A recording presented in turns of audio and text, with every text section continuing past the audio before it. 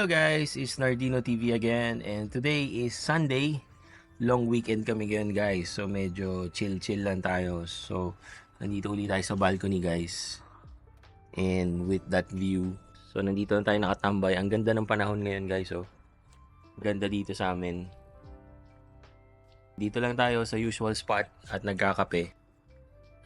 So yun guys, hindi natin kaya yung lamig. Medyo lumalamig na kasi ngayon dito sa British Columbia. No? So, for today, 13 degrees tayo guys. So, kahit na maaraw, medyo malamig. So, yan din yung, for me, perfect weather. No?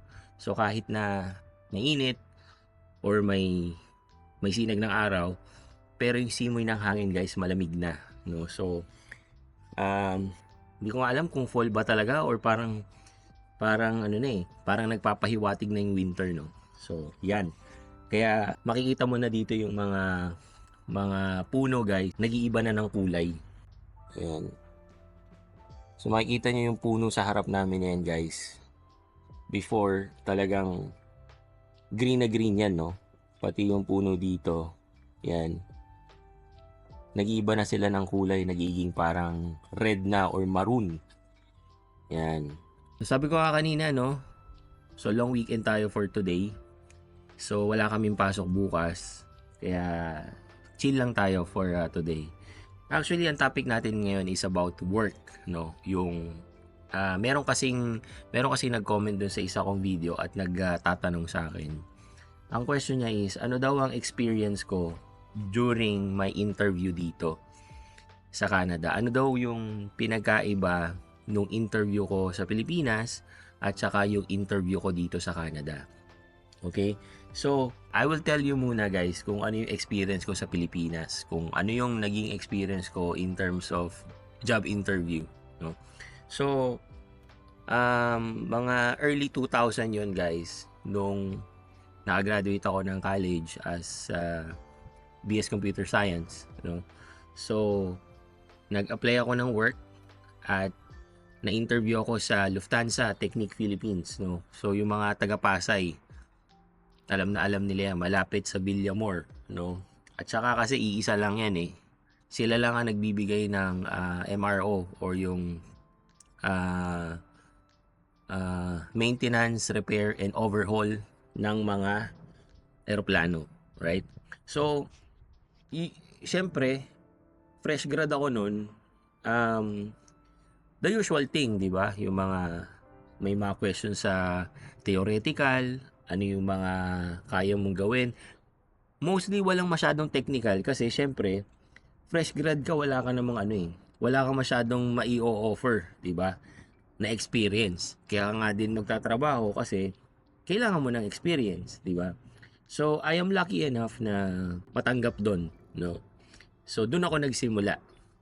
So ang title ko noon was Data Center Specialist. So kami ang namamahala ng data center, yung mga servers, backups, and everything, no?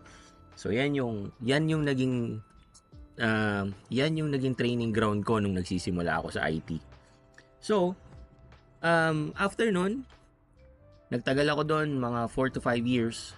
I gained a lot of experience, and then I started to jump sa iba't ibang mga big tech companies sa Philippines, no? Since nakakuha na ako ng experience, iba na yung platform ng pag-i-interview, 'di ba? Kasi meron ka na experience.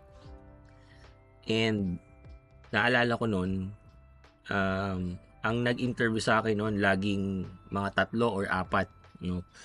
Lagi siyang panel interview, guys. So meron kang technical lead, service lead, manager, at saka yung parang senior nila sa operations, parang ganon.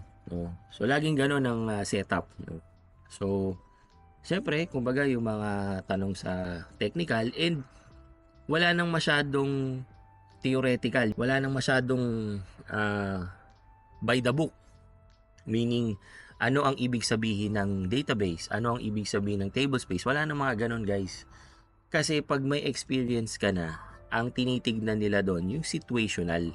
Diba? Halimbawa, nag-down ang system, anong gagawin mo? 'Di ba? Ano yung mga first steps mo?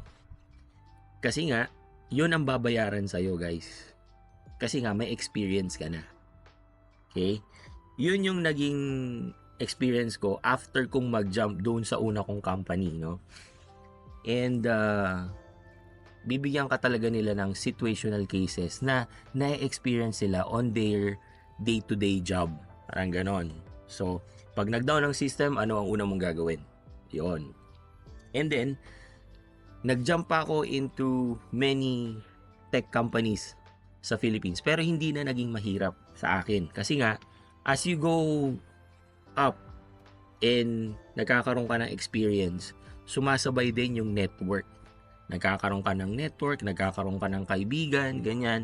So, pag yung kaibigan mo dati na kasama mo sa trabaho, nalipat ng ibang company at nagustuhan kanyang ka-work at nagkaroon ng opening sa kanila, hinihila ka na niyang mga yan eh, 'di ba? So, meron pa nga ako dong na nakasama dati, lumipat siya ng ibang work. Siya rin ang nag-interview sa akin. So parang parang nagkwentuhan na lang kami dun sa technical interview kasi nga alam niya na kung paano ako magtrabaho at pareho lang naman yung system na nahawakan namin, 'di ba? Sa IT naman kasi on the technical side, hindi naman yan nagbabago.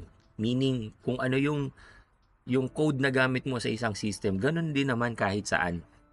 Mapa US ka, mapa Canada, mapa India, Philippines, pareho lang yung code na gagamitin nyo, no? So, more of work ethics na lang ang titignan eh, 'di ba?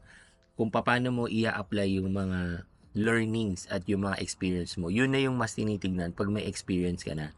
So, I would say nung nagka-experience na ako, madali na sa akin lumipat ng ibang trabaho sa Philippines, 'di ba? Kasi pag nakita nila yung resume mo na you have this experience, syempre ako naman noon, guys, more than almost 2 decades na, 'di ba? Na nagwo-work ako. So parang sa kanila nagigain ko agad yung trust, 'di ba? Tapos pag nagtatanong din sila sa akin, I was able to deliver, 'di ba? Kung ano talaga, kasi yun naman talaga yung ginagawa. So meaning, guys, nawala na sa akin yung theoretical side, yung mga meaning ng command na ganito, yung mga codes na ganito, hindi ko na pinapansin yun eh. So now, kung ikukumpara naman natin dito sa Canada, guys, so nakarating kami dito 2022. So na-interview ako siguro mga 20 plus na mga IT companies dito sa British Columbia, no? Mix na, merong mga pure tech, merong hindi naman masyado, 'di ba? So,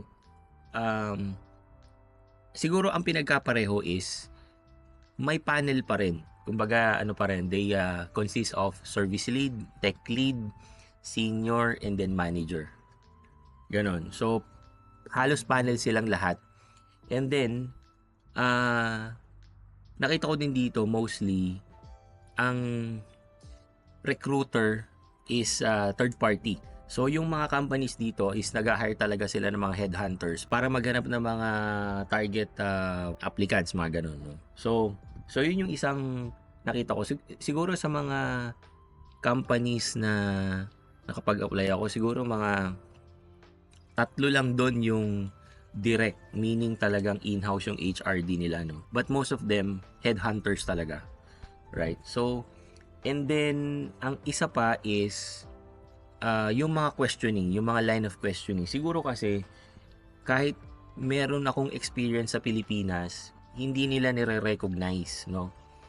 Kaya, yung mga question, dun ako nahirapan, guys. Kasi, sinabi ko nga kanina na hindi ako, nung nagka-experience na ako, hindi na ako nag-rely so much into theoretical, yung mga terms, yung mga meanings, mga ganyan. Hindi ko na iniintindi yun. Kasi I was expecting na, kumbaga, ang mga questions sa akin is situational din, no? Pero, mind you guys, lahat ng nag-interview sa akin, para akong fresh grad ulit. Para akong nag-start from the basic. Let's say, guys, ang ina-applyan nyo na work is truck driver, no? So, meron ka ng experience, sabihin na natin meron ka ng 10 years experience sa pagmamaneho ng truck. Ang itatanong pa rin sa'yo is, Nasaan ang preno? Nasaan ang cambio? Nasaan ang headlight? Yung mga ganun. Kumbaga yung mga basic, 'di ba? Na hindi ako prepared. Kaya din sobrang nahirapan din ako nung simula.